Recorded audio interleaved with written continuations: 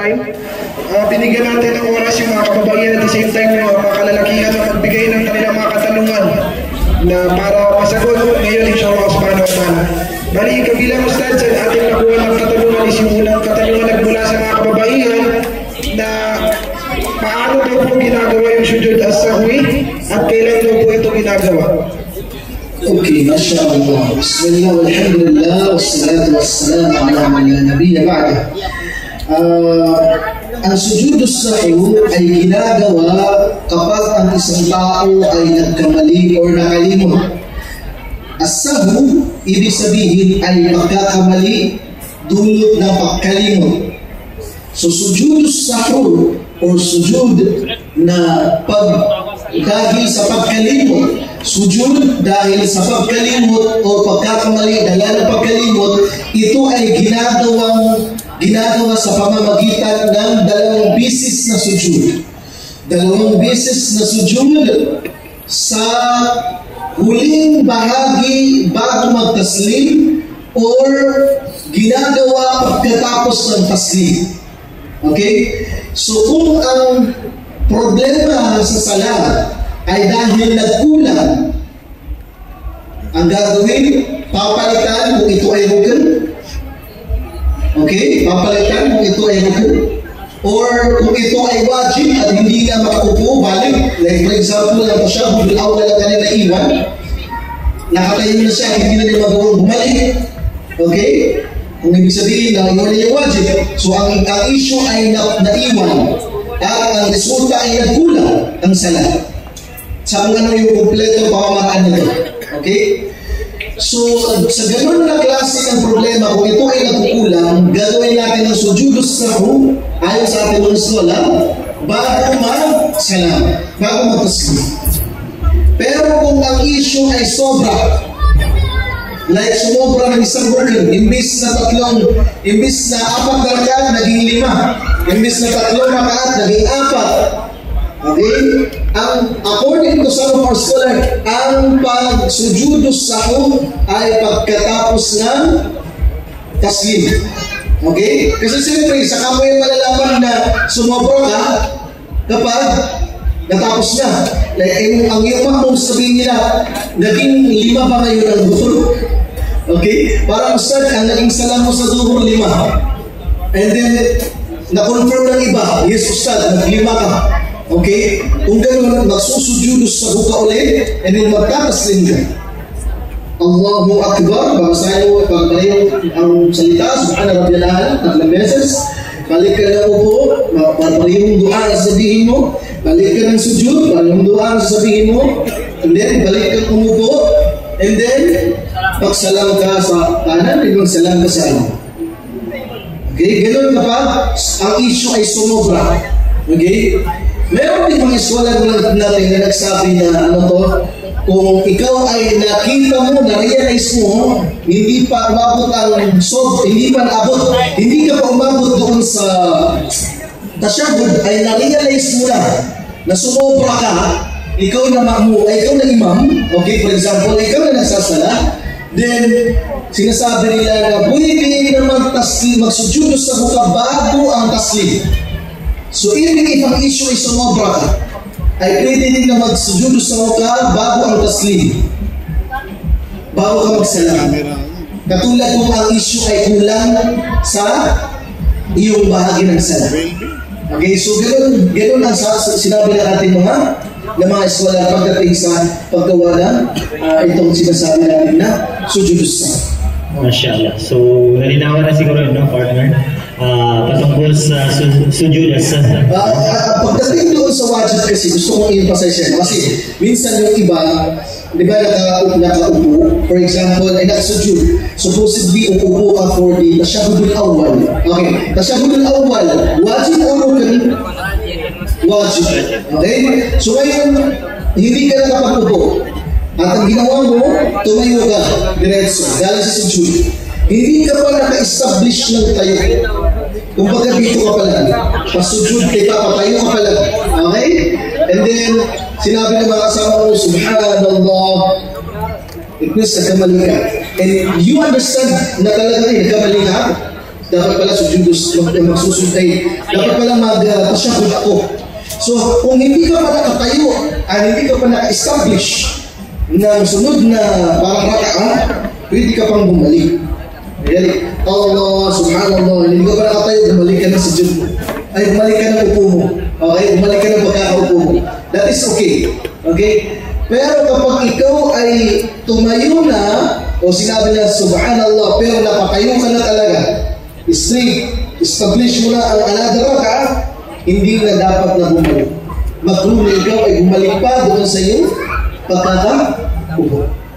At ang gagawin mo ay magpalit ka, bayaran mo yung naiwan mo na wajib sa palagay na yun, sa kalagayan na yun, babayaran mo ang naiwan mong pagkakaupo at yung naiwan mo tasyahudul awwal sa pamamagitan ng sujud as-sahwi. Bago ka mag-taslim, bago mag-islam. Clarification lang, Ustad, para sa makmum na kumbaga, pag na-straight na siya, nakatayo na siya, nagkamali. Okay. Nakatayo na siya ng straight. As a makmum, Ustad, ano yung gagawin nila? Magsusubahan nila pa rin sila pero hindi na ipipilit na bumalik sa pag-upo yung imam? Or kailangan nilang sundin ang kanilang imam. So, halimbawa na sila ay umupo para sa tasyahudul awwal pero si imam nila tumayo and sabi nila subhanallah. Pero dahil nakatayo na si imam, hindi na siya dapat bumalik sa pagkakaupo. So anong gagawin ng makmum? Kailangan nilang sumunod sa imam. At kailangan nilang tumayo dahil hindi pwede na salungatin ang imam. At yan ang halaga, significance ng leadership sa Islam, that we have to follow our leaders. Even if ang ating leader, in general, hindi lang sa sala, ay nagkamali sa isang bagay, hindi pwedeng maging dahilan na ikaw ay bumaliktad sa pagsunod. Ang isang Muslim na nakakaunawa sa leadership at obligation to follow the obedience to the leader, dapat we understand that even if nagkamali ang leader natin, doon sa isang bagay, hindi pwedeng maging dahilan para salungatin natin siya. You have to follow kung ano ang lead niya to the benefit of the ummah. And what is for the betterness of the community. Nakawa natin yan? So, that is in terms of general. Ganun din kasi sa sala. Nakita mo yung kung paano ay kakahalintulad natin sa sala. Na kung saan yung tao ay nagkamali, yung imam niya, pero dahil tumayo na yung imam, you still have to follow. Even if you understand nagkamali si imam, hindi siya dapat tumayo, dapat umupo siya. But as a leader, na yung leading yung imam mo, the moment tumayo siya, you have to follow na tumayo din sa kanya, doon sa kanya. And still has to say the subhanallah or yes, of course. Para nalayo yung imam, na nagkamali siya. And of course, ang imam, magtiwala ka sa kanya na kung hindi siya bumalik, that is because hindi na pwedeng ibalik yung kanyang pagkakaupo. Dahil na-establish na ang kanyang raka'ah, dahil nakapagtayo na siya ang kanyang mu'tabinan doon sa kanyang raka'ah. Okay, so hindi na niya pwede ibalik ang kanyang pagkakaupo. Ibig sabihin, Ustad, na dapat na may sapat na kaalaman ng imam at the same time yung makmum. Yes, of course. Bilang talaga sa nararapat na maging character na o maging sabihin natin paano masabihin? Kumbaga katangian, no? Kabilang sa mga katangian ng isang imam na marunong siya, alam niya talaga ang imama during the salah. Alhamdulillah. Sige, let's proceed, Ustad. Sa pangalawang question na wala na magsalita rin yung mga makmum ng Allahu Akbar, pati na rin yung mga sayid Allahu Akbar takbirat, Ustad. Yes, of course. Kailangan pa rin lang sabihin Allahu Akbar nang may pagbigas sa kanilang dila at nang may tinig, hindi malakas. Hindi kasi malakas ng pagsabi ng imam na Allahu Akbar. Hindi ko din sa likod na mga Allahu Akbar. Okay. Na at least ginagawa yan ng iba kapag mayroong masyadong malayo na mga makmum at hindi na nila marinig yung takbir ng imam. So, minsan may nakapalaga sa takbir na that will help those people na nandun sa age of the 9 na may marinig nila na takbir na. Kaya inuulit yung isa. Tulad sa Makkah, for example, sabi, Allahu Akbar, di sa mga masjid na malalaki, Allahu Akbar, hindi na sasabi, Allahu Akbar. Diba? So, sunodin sila. Pero, in general, sa isang makmum, hindi mo pwedeng lakasan katulad na kasi lakas na yung imam. Okay? Baka akalain yung ibang kasama mo, ikaw yung imam. Okay, so, yung imam mo, malakas talaga ang boses niya, but ikaw na nasa makmum. Bilang magtakbir ng ihram, ang dapat is kasi hindi natin ito sa ating bilang na may tinig, pero hindi kasing lakas ng isang imam. Alhamdulillah. So, we are moving the boys department to siguro consolidating mga question niyo kasi as of now, questions from our girls participants yung mga naibigay sa amin. Let's proceed siguro start sa third question from our mga kababaihan. Yes. Yung sa mga kalalakihan naman, please, paki-proceed, paki-forward sa unahan, inshallah subhanahu wa ta'ala. Bali, ang kanilang katanungan ng pangatlo stats is, ano daw ba yung hukuman yung pagsusot ng accessories during salah? Anong klase accessories? It was not specified. Bracelet? Bracelet daw stats. Bracelet. Okay lang na may suot ka na bracelet, wala namang problema yan. O di kaya ay kwintas or mga ganyan, hindi namang problema yan. As long as yung nakasuot mo, like halimbawa yung bracelet na sinasabi, walang pinaniniwalaan doon na ang klase ng bagay na nakakonekta sa tiwala or di kaya yung mga tinatawag natin na kamain, no? Na ginalagay na sa kanilang kamay bilang agimat o di kaya bilang pagtulak sa sakit. Yun ay, of course, kahit hindi sa sala, hindi mo pwede isuot yun.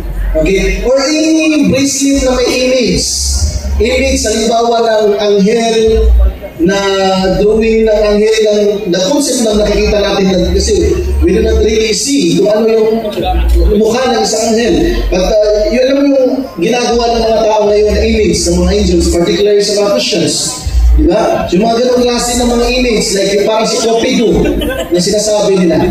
Okay? O di kaya ay tiger or lion or something na image doon sa mga bracelet, no? Hindi yun dapat na, hindi yun pwede na isuot. Na even sa hindi sala, kahit hindi sa sala, hindi mo natin pwede, hindi yun pwede isuot din sa babae. Ganun din ang lalaki. Ano question lang sir? Yung ruling po yun, does it only apply sa mga babae states or pati na rin sa mga kalalaki? Pati din sa lalaki. It's a ruling based on general amo. Kumbaga sa lalaki man sa babae, ay hindi nararapat ang mga klase ng mga images na nakalagay sa alas o anumang bahagi ng damit. Ito man ay kumbong or yung sa limot, no? Na may mga mukha na nandyan, Cupido for example, hindi natin pwede, or isa na may mata, for example, hindi natin dapat na maging kasunutan ng babae yun. Lalo na, the best wearing kasi sa babae should be black and a plain.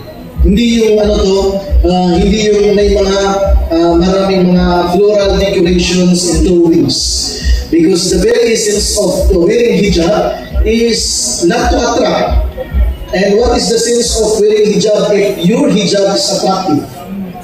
Okay? So, if in case na ikaw ay naka-wear ng hijab and then maraming style, okay? This is also the reason why may mga ulama natin yung nagsasabi na hindi nararapat yung pag-hahaknikab.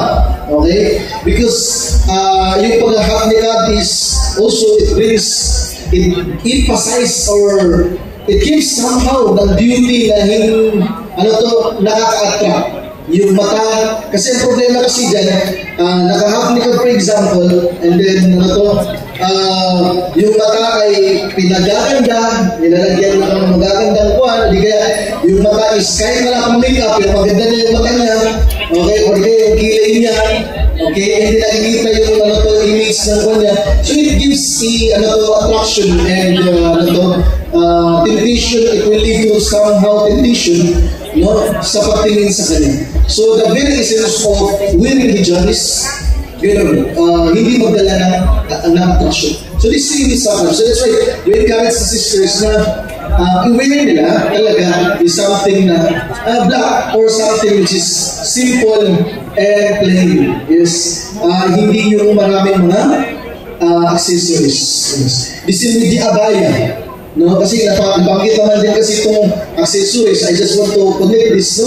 Kasi ganoon marami din, minsan sa mga abaya, yung mga abaya ngayon sila mga abaya, akala mo na ang suot niya, gaon. Okay, hindi abaya, gaon. So, sabi ng ibang brothers, may isang sisters na lagi ganun ang suot niya. Sabi nila, para namang si sisters nito, araw-araw, ginakasan. Okay, so let's avoid that kinds of wearing, no, ng pagsusuot ng ganyan ng klase. Kasi ngayon, sinasakyan nila ang pamamaraan natin, in a way na nananatili pa rin tayong liberal. Okay, the effect of liberalism sa atin, promoting progressivism, no, sa ating umma ngayon, is very, very dangerous, very deceptive, no? Deceiving, very deceiving. Kasi funny, sinasakyan yung religion natin. Like for example,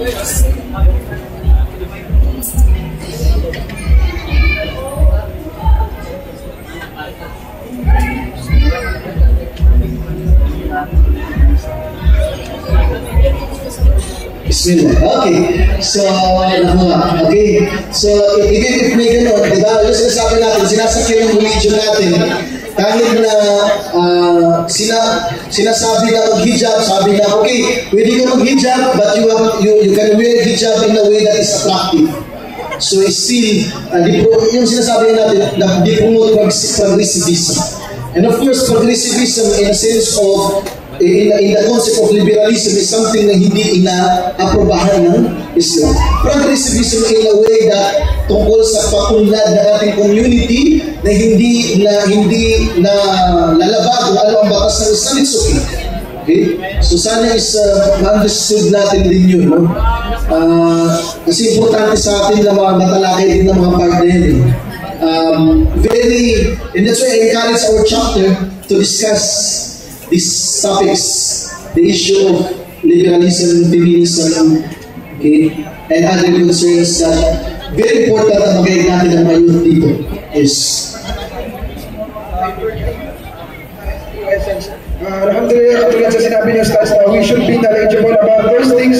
Kaya somehow, those are diverting us to the real essence of what the ibadah is. For example, a certain ibadah sa sala, pag masyadong nating nakukuha yung idea na Western ideas, na-divert yung true essence of what really salah is, what really fasting is, what really sadaqah is. So may question po tayo dito, Ustad. Another from sister naman, di ba? Sana yung mga lalaki natin. Okay, so after this, i-given naman natin yung side sa ating mga sa voice department natin. Okay, so ang tanong dito, Ustad, sabi ni sister, sabi niya, Assalamualaikum warahmatullahi wabarakatuh. Pag po ba nagsala ka, tapos binasa mo yung Fatiha, pero di malakas, parang hindi malakas lang yung pagbasa ng Fatiha during Dhuhr and Asr. So matatanggap din po ba ang sala? Syukran. during Dhuhr and Asr. Okay, basically ang pagbago sa sala ng during Dhuhr and Asr is hindi natin nilalakasan yung ating pagbasa. And yes, it's valid at tanggap-tanggap yun. And we also have to understand that ang pagpapalakas ng ating pagbasa is part of the sunnah. Okay? Hindi siya part of the rukn, hindi siya part of the wajib. So, even if nagsala ako ng maghrib, I didn't read it loud. No? Ang sala ko is correct. But if ginawa ko yun out of karaha, no, doon sa sunnah ng propeta, again, babalik tayo sa sinabi ko, magiging mali yun. Yung pag-neglect mo doon sa sunnah ng sadyaan. Pero dahil, for example, nawala yung boses mo, okay, and para kapag nagbabasa ka, para kang babayo, okay, so pwede naman na hindi ka na magbasa ng malakas, at natatanggap pa rin yung sala mo bakit dahil ang pagpapalakas ng pagbabasa ay kabilang sa sunnah. Inshallah, alhamdulillah. Sige, Bismillah. Assalamualaikum warahmatullahi wabarakatuh. Tanong ko lang po is yung halimbawa magsasala ka and then pagkatapos mong basahin yung Fatiha, halimbawa walang pangalan amin, tapos bigla ka na nakaruko, and then hindi ka na nakabasa ng ibang sura. Paano ba yun? Yes, ano to? Ang pagbasa natin ng susunod na mga sura, okay, ito ay kabilang sa mga, ano to, there are some surahs na sabi ito ay mga kabilang sa sunnah, and we also, some of the surahs sinabi na ito ay kabilang sa mga wajib. So, ang pinaka mangyayari dito, kapag ito ay naiwan mo, lalo na yung pagbasa ng surah pagkatapos ng tawag ito ng surah al-Fatiha, kapag naiwan mo to, pwede mo yun maipabilang sa dahilan na ikaw ay magsujud sa ako. So, kapag hindi ka nakapagbasa ng Suratul Ikhlas, ano ang surah, after ng Suratul Al-Fatiha, then ang dapat mong gawin ay magsujud sa ako ka at the end of your salah. Wallahu a'lam.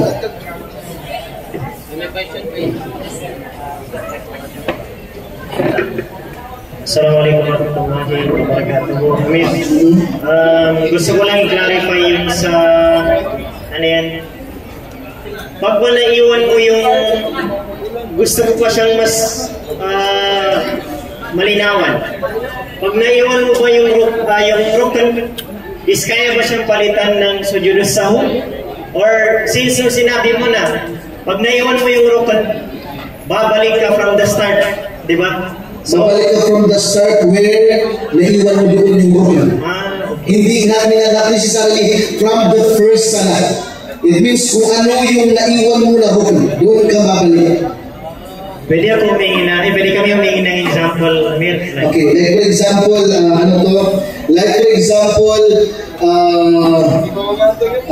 yun nga, sinabi natin sa ikalawang raka'a, okay, sa ikalawang raka'a, hindi ka nakapagbasa ng Suratul Fatiha. Diretso ka, pagtayo, galing sa pagkakasujud, diretso ka, nabasa ng Qul huwallahu ahad. Hindi ka nakalimutan mong basahin yung Suratul Fatiha. Okay? And then, nagsujud, nagruku ka, hindi tumayo ka, hindi nagsujud ka pa. Pero doon na parang diyan ka pag-Fatiha. Kaya kang tabigali, nagkaroon ka ng naging sa'yo, hindi ka na talaga nakapag-Suratul Fatiha. Doon ay babalik ka sa pinakaunang kung saan naiwan mo doon yung Suratul Fatiha. So saan naiwan yung Suratul Fatiha na raka'a? Ikalawang raka'a. So babalik ka doon sa ikalawang raka'a na nakatayo ka, babasa ka ng Suratul Fatiha ulit, hindi saka ka bumasa ng surat pagkatapos nun, hindi maghuruko ka ulit, hindi magtatayo ka, magsujud ka ulit. Ganun naman yan. Hindi ka babalik sa pinakauna. Doon ka babalik kung saan yung rukn na nagkamali ka o naiwan mo. Para palitan yun ng ano yung tama. Alhamdulillah, inshallah, naintindihan natin kung paano pagawin yung pagbabalik, yung arkan yung naiwan. Last question for our girls, yung natanggap natin kanina, inshallah, subhanahu wa ta'ala, kasi siguro kailangan din natin ma-discussion kahit short lang start. Yung last question na sinabi nila is, paano pag insalado na congregation, jamaah, pag nag-basa na yung imam ng Suratul Fatiha, since na-mention nyo po na arkan yung Suratul Fatiha, saan tayo po babasa yung ma'amum ng Suratul Fatiha? Sasabay na po or after or saan? Sasabay na rin? Yung Suratul Fatiha daw saan? Since na-mention nyo po kanina, nakabilang ito sa arkan ng pagsasabayan or sala, then pag sa congregation daw po na may imam na nagbabasa ng Suratul Fatiha, saan daw po ba dapat yung ma'amum magbasa ng Suratul Fatiha? Ang pinaka dapat na gawin ng ma'mum ay sundan niya ang pagbasa ng imam, hindi mauuna. Or pagkatapusin niya ang imam sa pagbasa ng Suratul Fatiha at saka siya magbasa. Like for example, pagkasabi ng imam, waladhalin, pagkatapos na sabi niya, amin. Di ba may konting pag-sukul or konting pagwala ng imam? So pwedeng doon ka magsimula na ikaw nagbasa ng Bismillahirrahmanirrahim. Alhamdulillah, Alhamdulillah, sa sarili mo ng Suratul Al-Fatiha. Okay? And then, or gagawin mo na susundan mo yung imam na Alhamdulillah, Rabbil Alamin, Ar-Rahmanir-Rahim. Saka ka magbabasa na Alhamdulillah, Rabbil Alamin. Susundan mo siya. Hanggang sa, pero hindi ka mauna. Okay? But meron din mga scholar natin na nagsabi na kung ikaw ay ma'mum, sapat na makinig ka sa kanya kahit hindi ka magbasa. Okay, sapat na makinig ka sa imam mo, nalagbasa siya ng surat al-Fatiha, nag-concentrate ka sa kanyang makinig at sa kanyang ayat sa mga surah na binasa niya, and hindi kinakailangan na ikaw ay magbasa din ng surat al-Fatiha kasama niya. So this is istilaf mula sa mga pagkakaibang opinion, no, ng ating mga school at tungkol dito. Ang pinakamainam na gawin ay ang sundan mo ang imam, basahin mo pa rin ang surat al-Fatiha, dahil sa hindi ginawa na Propeta sallallahu alaihi wasallam na itakiyid o di kaya ay specify yung pagbasa ng surat al-Fatiha para lang sa imam. Hindi yun na-specify sa kanyang hadith, and that's why yung pinaka-maganda implementation is yung implement dito sa kabuuan, maging ikaw man ay ma'amum o imam na kailangan yung basahin ng surat al-Fatiha. Pero ang pinaka-importante dapat dinariingatan, hindi tayo mauna sa imam. Okay? Dapat isunod lang tayo doon sa imam. Wallahu a'lam. Allahu a'lam. Alhamdulillah ya Ustad. Jazakallah khairan jaza. We are asking for an apology that we have to cut off na yung Q&A as much as we want to, pero we don't have time. But inshallah subhanahu wa ta'ala, in the future, we'll be having more shows, more activities that has something to do with our religion, which is Islam. Alhamdulillah Ustad. Shukran.